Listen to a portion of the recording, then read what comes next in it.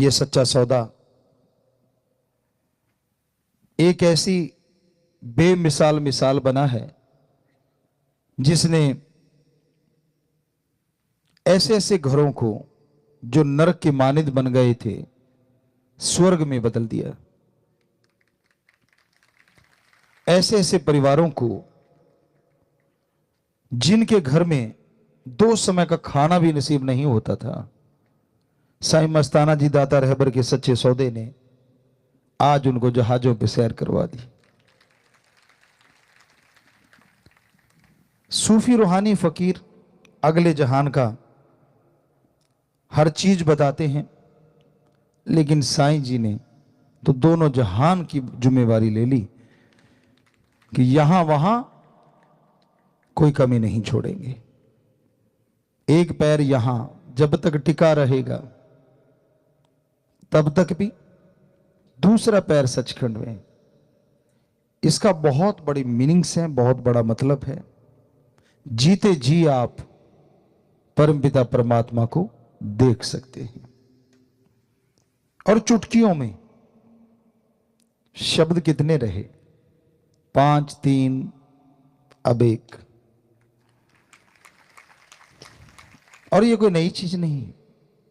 परमपिता शास्त्रनाम जी दाता ने पहले पिछली बार भी आपको बताया था, जब 3 शब्द किए थे 5 से 3, तो क्यों किंतु परंतु वाले तो तैयार बैठे होते हैं। बेपरवाह जी के सामने कहा कि जी 5 के बिना तो अंदर की धुन सुनेगी नहीं। तो बेपरवाह जी ने तब ये वचन, कुछ ऐसे सेवादार यहां पुराने बैठे होंगे जिन्होंने वो सुने होंगे, हमने सुने थे। तो बेपरवाह जी ने तब वचन करे कि आप 3 की बात करते हो, सतगुरु चाहे तो 1 ही काफी है। तो भूल गए आप, किसी के याद ही नहीं था कि यार ऐसा भी होगा, पर अब ऐसा हो गया। अब 3-5 वालों को चक्कर पड़ा हुआ है। यार बड़े हैं हमारे, बड़े बड़ा है, ये नए जो आ रहे हैं 1 में ही काम हो रहा है। घबराओ मत, आपका 5 में हो लेगा, 3 वाले का 3 में हो लेगा, डरो मत, असर उतना ही होना है, परवाह ना करो। कहते नहीं जी वो लेना आसान है ना, थोड़ा सा मतलब शॉर्टकट ढूंढते हैं ना सारे। तो कहने का मतलब बेपरवाह जी ने जैसे जैसे कलयुग का ओर बढ़ता गया तो अपने वो तरीकों को उसी तरीके से अपनाया कि आज छोटा बच्चा भी उस एक शब्द को लेके अच्छे से भक्ति कर सकता है।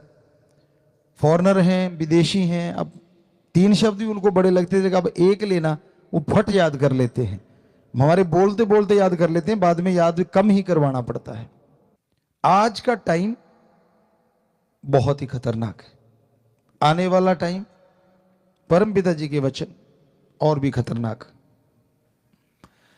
लेकिन जो दाना धुरी के साथ जुड़ा है वो पिसता नहीं, बाकी सारे दाने पिस जाते हैं।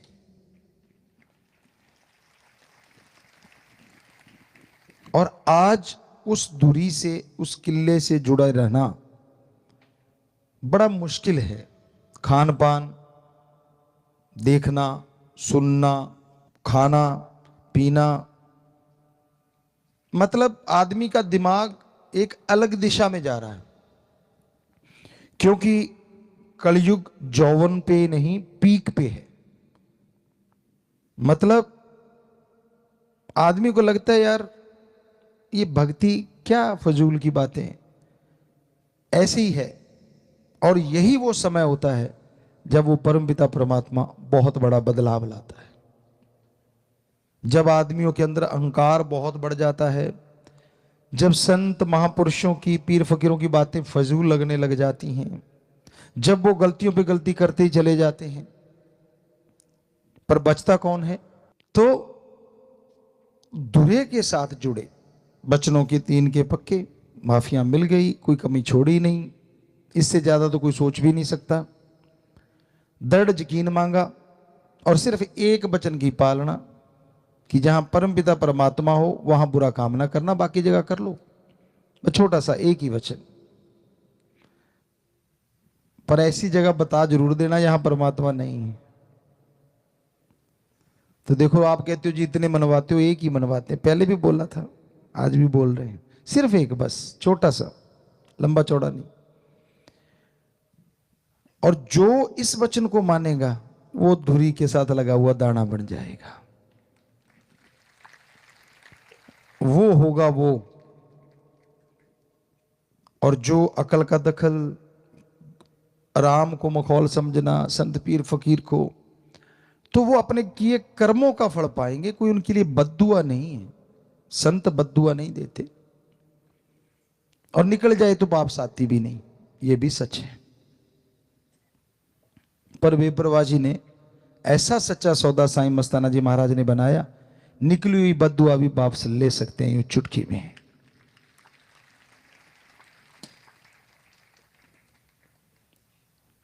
क्योंकि ली है। बहुत बार ऐसा हुआ, बेपरवाह साईं मस्ताना जी महाराज ने कहा, परमपिता दाता रहबर ने उस बॉडी, तीनों बॉडियों में कहीं ना कहीं कोई ना कोई ऐसी बात हुई। हालांकि उसका मतलब था कि तेरे कर्म ऐसे आने वाले हैं, लेकिन जब उसने तौबा की और उसको तरीका बताया गया कि तू ऐसे कर ले तो तेरे ये जो कर्म आने वाले हैं वो कट जाएंगे और तेरा ठीक हो जाएगा, तो वो ठीक हो गया। पर जो मानता ही नहीं कि भाई नहीं, मैं तो पढ़ के लिख के कड़ के, बंदा जब बन जाता है ना, उसको ये लगता है कि नहीं मैं सब कुछ जानता हूं, मुझे सब पता है, तब समझ लो उसके कर्म जोर डाल रहे हैं बुरे, और समय बुरा उसके लिए होने वाला है। संत दुआएं करते हैं, मालिक से प्रार्थना करते हैं सबका भला हो। तो साईं जी ने एक ऐसा दर बनाया जिसमें आके आप बैठ गए, पहले कहा गया प्रार्थना कर लो, आप प्रार्थना करते थे, फिर आपसे कहा गया कि भाई चलो आप सोच लो, तो फिर आप सोचते थे।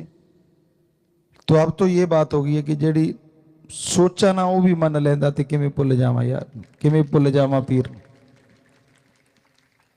अब इससे आगे तो कुछ और है, बहुत कुछ है।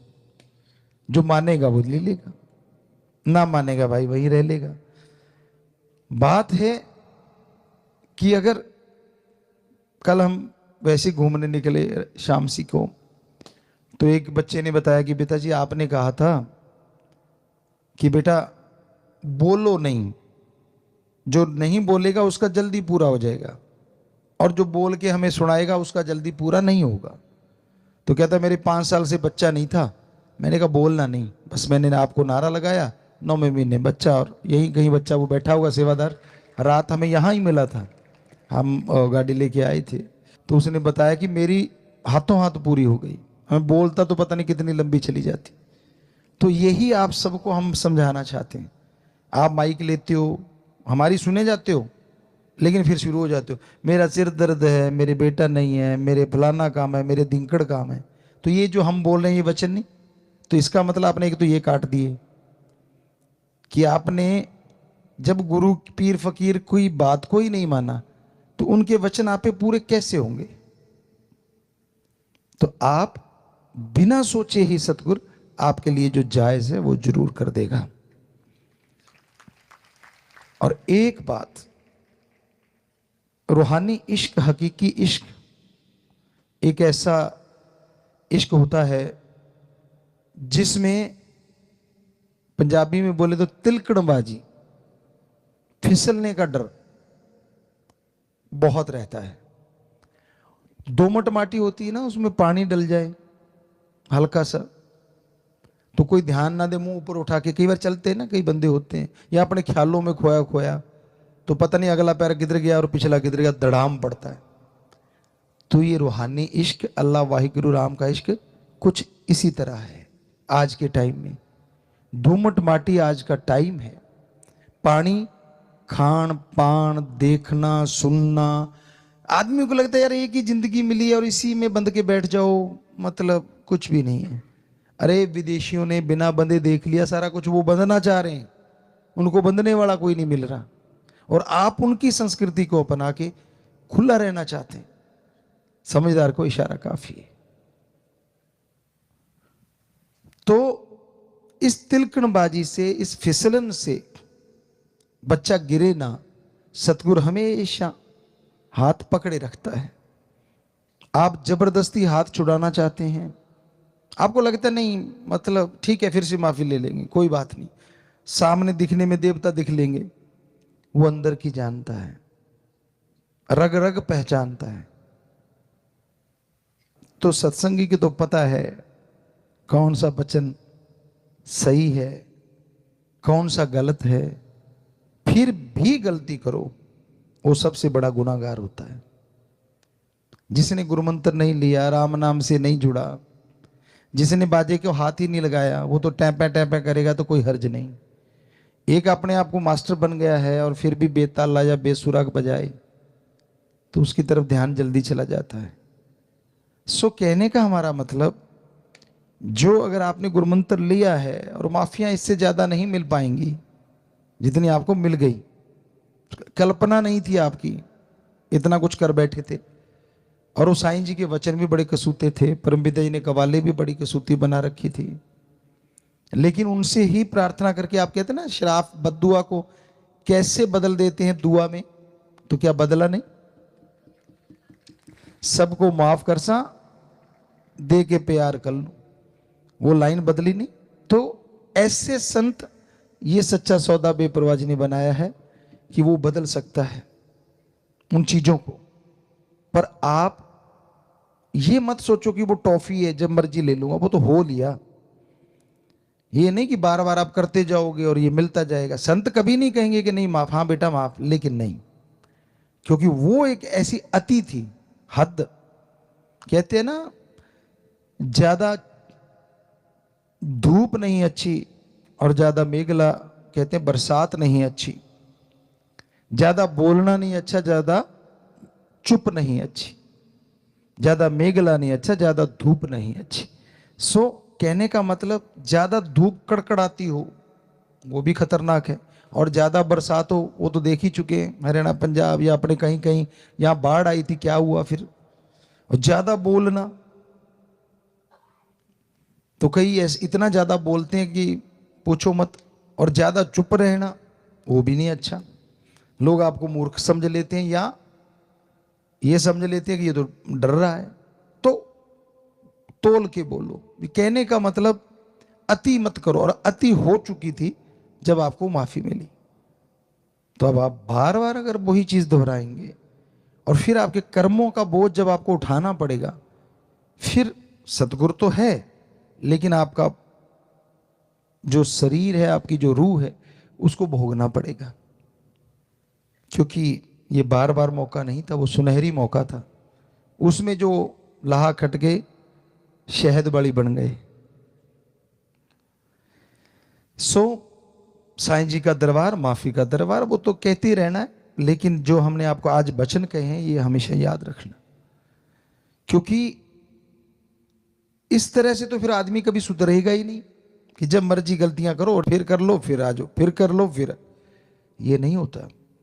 वो अंदर की खुशियां ऐसे कट जाती हैं, और फिर वो अनहद नाद, फिर वो नूरानी स्वरूप के दर्शन, फिर वो खुशियां जो कि अटूट बरसती हैं, जो कभी टूटती नहीं है, उनमें कमी आ जाती है। जो आपको मिलना चाहिए था गुरुमंत्र से, उससे आप खाली रह जाते हैं।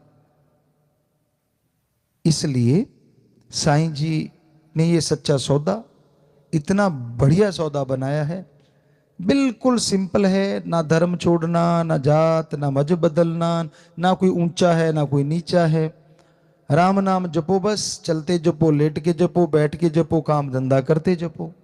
वरना तो कहा जाता है जंगलों में जाओ, ध्यान जमाओ। कितना महापरोपकार किया है, उसको आप मजाक में मत लीजिए। सोचिए कि सतगुरुदाता ने, शास्त्र नाम शाह मस्तान रहबर ने कितना महापरोपकार किया है हमें गुरुमंत्र देके, चंद शब्द, चंद अल्फाज। और हमने छोटा सा काम करना है, बस 3 परहेजों पे पक्के रहना, दृढ़ यकीन रखना।